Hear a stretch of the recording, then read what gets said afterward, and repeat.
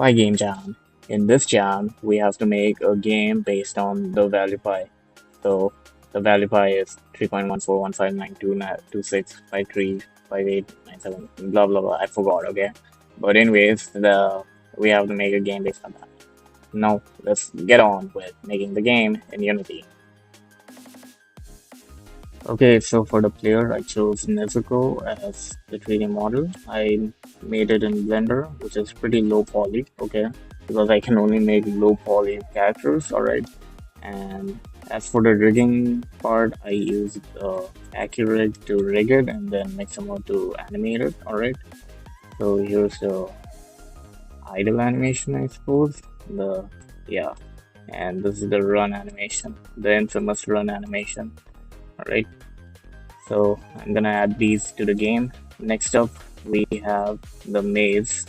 Okay, so which is literally just a pizza, slice of pizza with toppings on it. Okay, everybody likes toppings on pizzas, and these are the you know walls. Okay, you need to pass through this maze to win the level. Okay, win the game. Right. It's a pretty straightforward game, right? And I'll show you how it will be implemented with the theme, okay? I also created a very simple stall model in Blender, which is literally, you know, it's literally the stall from episode 7 of Demon Slayer. And yeah, and then I have these numbers, okay, which are just gonna add them to the game because it's gonna fit with what I'm gonna make, okay? So with that settled, with all of the models shown, I'm gonna show you how I implemented the theme for this jam, alright? Okay, so here's the main menu for the game, okay? I used pixel art to, create the cool little font design for the title for the game, and then as well as for the start and quit button. All right, and this is literally just a rendered out image, okay, of Nezuko's idle animation. Okay, I also have a little run animation. Okay, at the time of recording this, I kind of completed the game. Okay, because it was a 2 day jam, and I had to complete the game before actually settling on the game. As well as the audio source for the game, I used the Nezuko theme song, okay, which I made in Bosca and used the MIDI file to modify the instruments here and there, okay.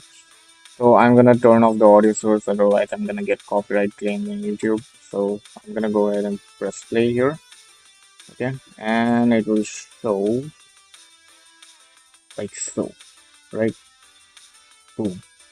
Now, yeah, pretty straightforward, and if I press start, it's gonna lead me to the next scene. Don't want to press start yet because the audio source is still on over there. So I'm gonna go over to the main scene. Okay. Now over here in the main scene. Okay. First, I need to know. You need to know what pi actually is. Pi is basically the circumference of the circle divided by its diameter. Okay. I don't know why they divided it out of dividing circumference by the diameter, but hey, it gives a pretty big number, okay, with 3.14159 and then so on. All right, it's endless, okay.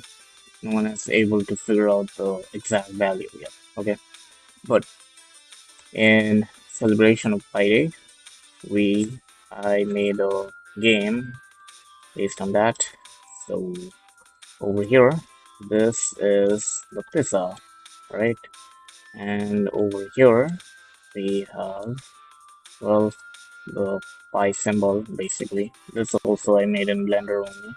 Okay, and then after this, it's better to show you the gameplay instead of me explaining how it works. But I'm gonna turn off the audio source because I will get copyright claimed. I don't want that. Okay. Anyways, I'm gonna hit play, and now it's gonna show a cinematic scene. Now, what did I use here? can use the virtual camera. Okay, you know Cinemachine. Cinemachine is used for making cutscenes in Unity.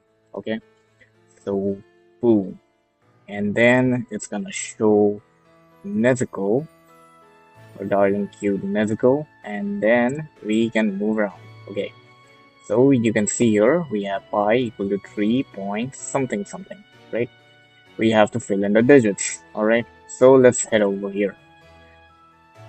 Okay, suppose I don't know what the next value is. Of course, the value is 1, but suppose you do not know, there is a very convenient hint saying, I'm the start to all standing alone, yet I'm often the winner in the race. What am I? Uh, okay, the answer is 1, alright? Next, I have 4 corners, but no edge to bend. In the foundation, I help things extend. What am I? Okay, suppose I choose the wrong answer here. The next digit should be 4, but I choose 5 here, and you get no pi. And then you get transported back to the main menu. Okay, I almost got copyright claim there. Okay, but over here, now this time I'm gonna press the correct answer. Okay, so let's hit play.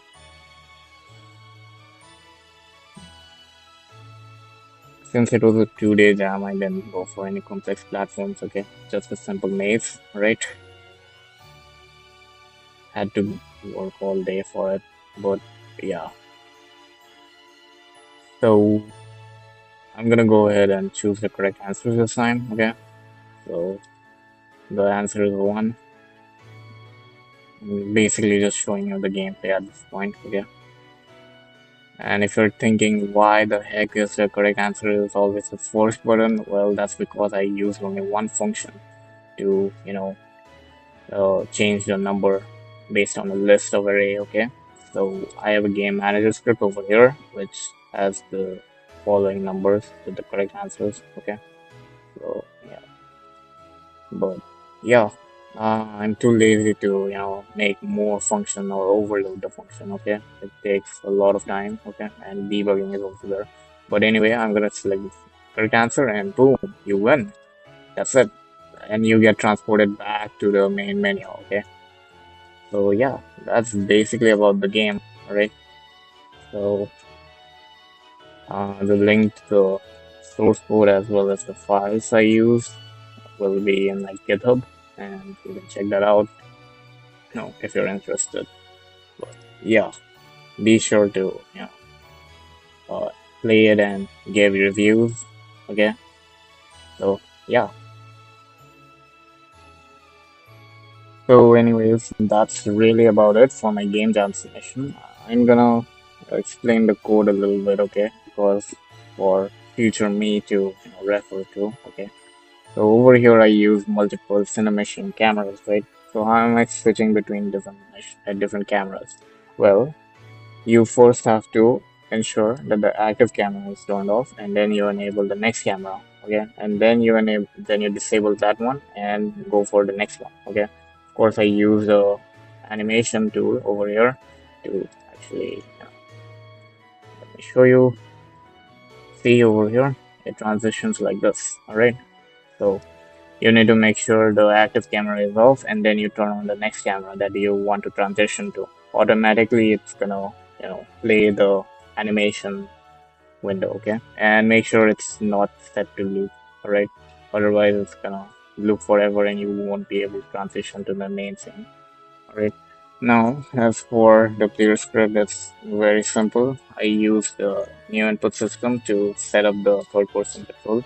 Then I use the PyText value over here to change the text. All right, uh, wait, let me open the code. Okay, so I have 3 manager scripts here. Okay, one is the maze manager, which will control the checkpoints. Okay, then we have the checkpoint manager, which will you know tell me if the player has won the maze or not. Okay, and based on that, we have different hints, which is a bunch of if else statement based on the game index you're currently on. Okay, the game index is over basically this one. All right, where did it go? Over here. I think I put the list somewhere here. Okay, so these are the target elements, the checkpoints. Okay, so the target checkpoints are basically empty game objects with a box slider. Okay, I'm just using the trigger function to trigger the trigger the fact that Nezuko has passed by this checkpoint, and then I disable the movement script. I don't disable the script itself because you can't disable the script itself. You have to disable the game object. So what I did is basically it's a pretty neat trick.